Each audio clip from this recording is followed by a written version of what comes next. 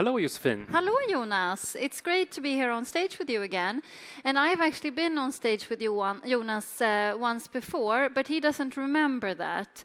So today, I hope to make a more memorable impression both on you, but of course on the audience, and hope that you can have some key takeaways from here, both those of you who are here physically, but also for those of you online. Yeah, so a bit awkward, but let's forget about that. I'm really excited to be here with you and with all of you.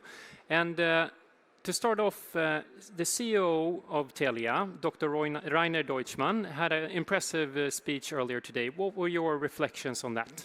Yeah, I think for those of you who didn't see it, please check it out online. I think Rainer really took us through the transformation that we are in at Telia and what an amazingly cool company Telia is from an analytics and information perspective. So have a look at that. And I think Rainer also talked a lot about the use cases and how we're applying analytics within the company right now. So today in the session here, we will focus a little bit more on the actual transformation and how that has been for us. But please check out Rainer's keynote as well if you haven't seen it.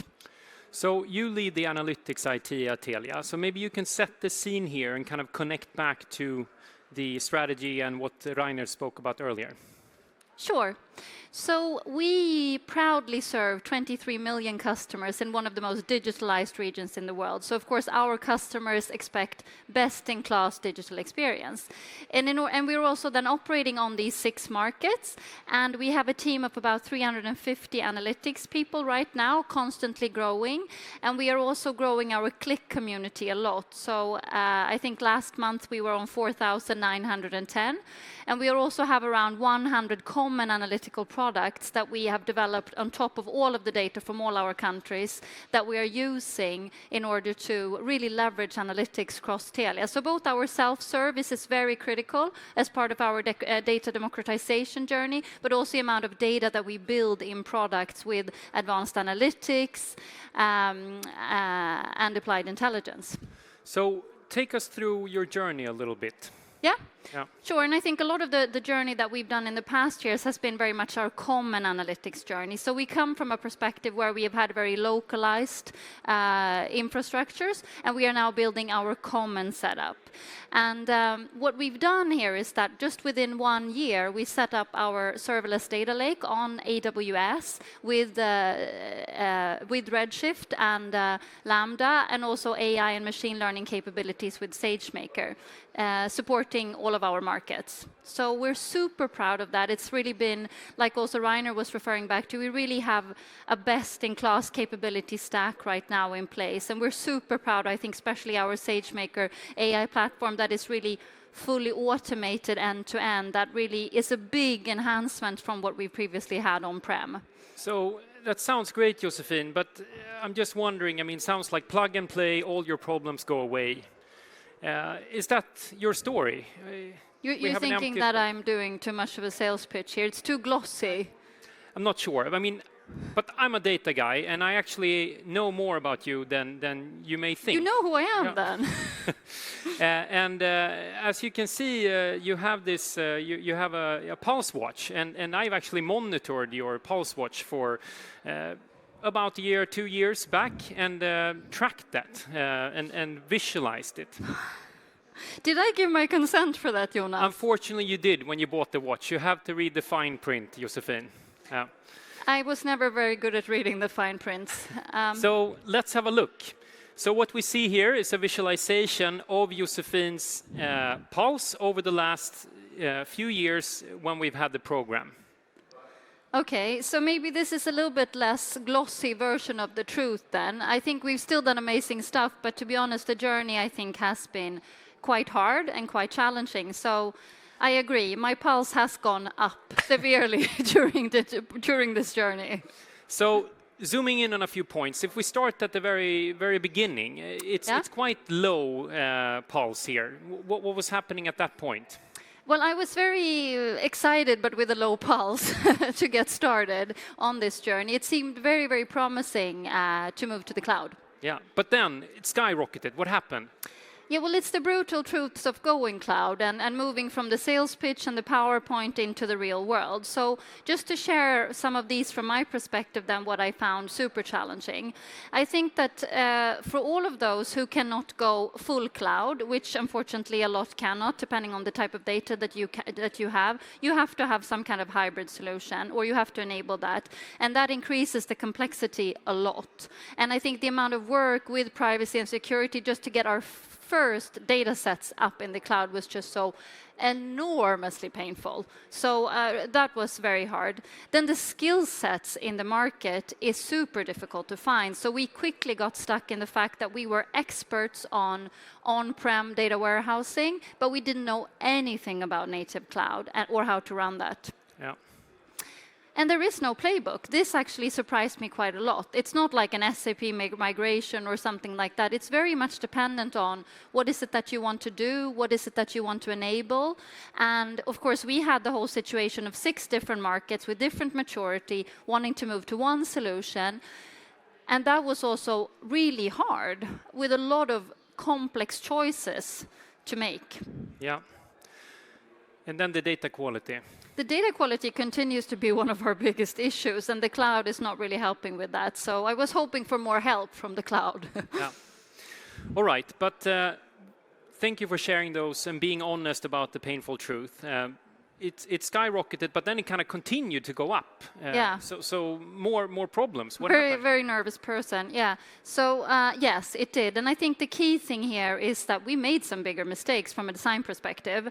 And I think here it's really, for those of you who have read some of Jeff Bezos from AWS, he talks about one-way door decisions and two-way door decisions. And I think this is something that one of my architects, Naresh Kollu, who is also here, was something we've discussed a lot in terms of the one-way door decisions are decisions you can't go back on. And we tend to classify as big enterprises and corporations a lot of decisions in terms of super important, can't go back on these, and we spend a lot of time and effort and consensus in terms of making those decisions. We make them, we have a big scope, and they're wrong because there was no playbook, the technology was changing, or something happened. So really trying to classify 80% of your decisions as two-way door decisions, making very small iterations. And I think that sounds like, yeah, of course, but it's also a very important cultural shift in terms of allowing for mistakes and working in a very agile manner. And that really helped when we tried to shift to making not so big mistakes. Yeah, so it sounds like solution for your pulse going down here was to make many but small mistakes instead, right? Exactly. But then your pulse is going up again. Yeah. We see this new peak. What was going on there? No, but that really goes back to the skills in the market and us coming from the fact that we are, in Telia, we had not worked much with any of the hyperscalers or the native cloud solutions. So it was very difficult for us, and it was almost impossible to acquire the skills in the market. It was so hot. During last summer, when we wanted to ramp up and scale up, we were just not possible. It just wasn't possible to find the skills in the market. But we see a quick drop here again. What was the solution, Josefine? Thank you. You were the solution, Jonas. Yeah.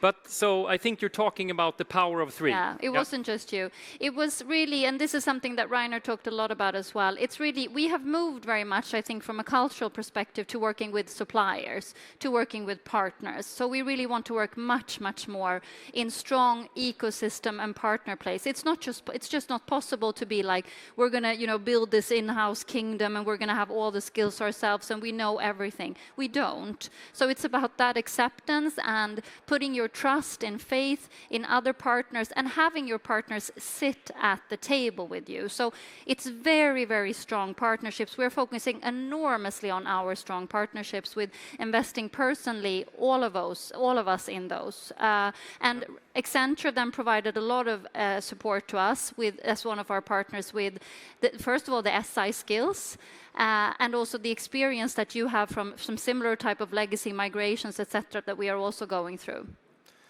Yeah, so partnerships are important, and we are, of course, very happy to one of the chosen partners.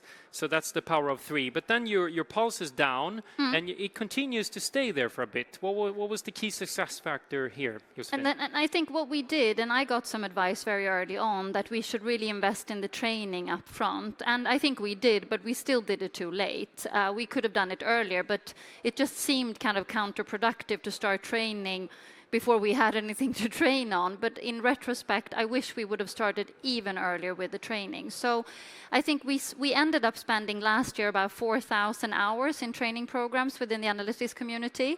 And that was super well invested time. I'm now proud to say that our team, and some of them are here, we have some fantastic skills on the team, and we've actually managed to build a lot of cloud capabilities and transform our own teams as well with our training programs.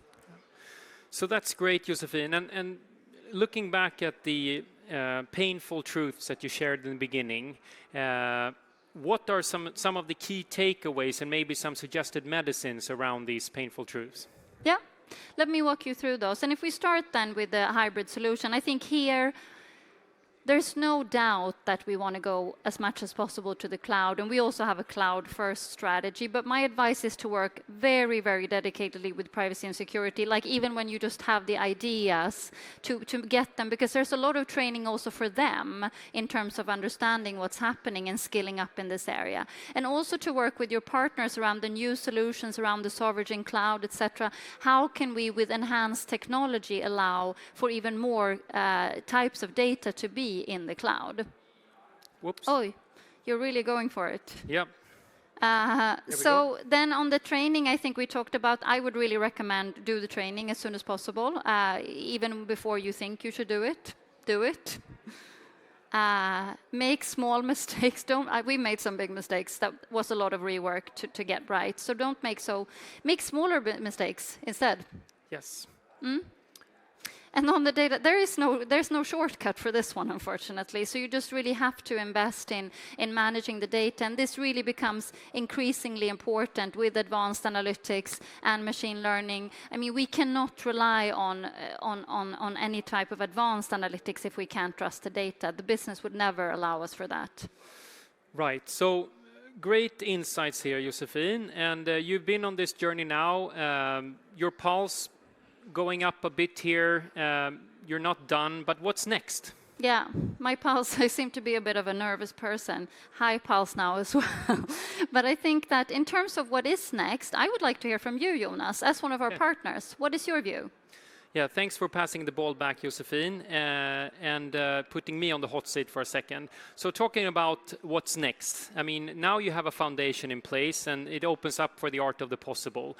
And there are a few points I want to make. I mean, first one is, I mean, in Telia, you have common solutions that's scalable across all markets. And talking about scalability, cloud, of course, really allows for scaling up when you want it, and for the amount that you want without relying on lead times from sourcing. So that's number one. Number two, talking about holistic and unified view.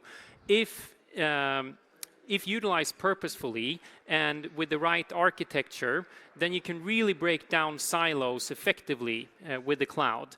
And you can generate value from data across multiple domains. And with the right data governance, as we discussed, you can get to what we all want, which is the one version of the truth. Number three, we touched upon speed, and cloud, of course, is really good when it comes to distributed computing, and also if you want to run like more complex machine learning queries, it's designed for that, and with that speed, it creates an environment for innovation, as Rainer Deutschmann was bringing up this morning. We've seen clients trying to move from BI, classic BI and the descriptive analytics to predictive and prescriptive analytics, but not really successfully. But with the cloud, we've seen the success rate go up tremendously. And obviously here, we've seen movement towards that, where Telia has been very much back in the classic BI and now moving in the right direction. one key success factor is that analytics needs to be an integrated part of the business processes. And at Telia, I mean, you've taken some steps towards this and really left that analytics is no longer a silo organization working on its own. It's now much more integrated, and that's really, really key for success here. Last but not least, cloud, the place to be. Why do I choose such a cheesy statement? Well, the whole world is moving towards cloud, and that means that all the latest research, all the academic like R&D and everyone is moving towards cloud, and then you can find the latest algorithms, the latest tools, and last but not least, the people. So to find the right developers, the data scientists, data engineers, and thought leadership, it's all on cloud. So if you're not there, then where are you? So all in all, you're in a great place, Josefine. Well, that makes my pulse go down slightly. Thanks for that, Jonas. And I think on some of the reflections from my side related to Telia, I really agree with this. And I think especially on the cloud, the place to be, I think somebody actually the other day told me, I'm not sure that I believe in the cloud. And I think it's like, but then I think those type of statements will be, I hope, at least from my perspective, and of course I could also be wrong, but I think that will be like the internet is just a bus, 20 years from now. I think that it's unarguable that the cloud is extremely beneficial, and also for some of the reasons that you brought up, Jonas. Yeah. I think that's really important. And I think another point that I'd like to make here at the end is really that the cloud and the native cloud solutions really impacts how we are working as an organization. So it's been very much for us, not so much just about the technical journey, but very much the whole operating model has been a very integrated part of what we've had to change as well, connected to how do we then use this also as an integrated part of our business processes. So we have been getting started. I think we have some fantastically cool use cases already live, but there's lots of more work to do as well. But I think that you're a bit of a cheesy guy with this cloud, the place to be. So maybe you want to do you want to end with some kind of quote, like a cool quote? Because I've heard that cool presenters do that. Yeah, I think I have one in store, and okay. I think maybe we can use this. Yeah. Let data and not intuition take the pulse of your organization. It's on the pulse. Okay, so who is the originator of that cool quote? Well, that's us, Josefine, of course. Data savvy, Josefine and Jonas. Yeah. I agree. But I do withdraw my consent now for you to continue for the coming 2 years to monitor my pulse. Yeah. So I also want to say a thank you to Emma Levison, who is sitting here, because she's helped with the presentation and the slides, and it's been a very important part of the program. So if we could have been 3 on stage, we would have wanted to have you here. But thank you all for joining us. And please, if you have any questions to me or Jonas, we're here. Thank you. Thank you.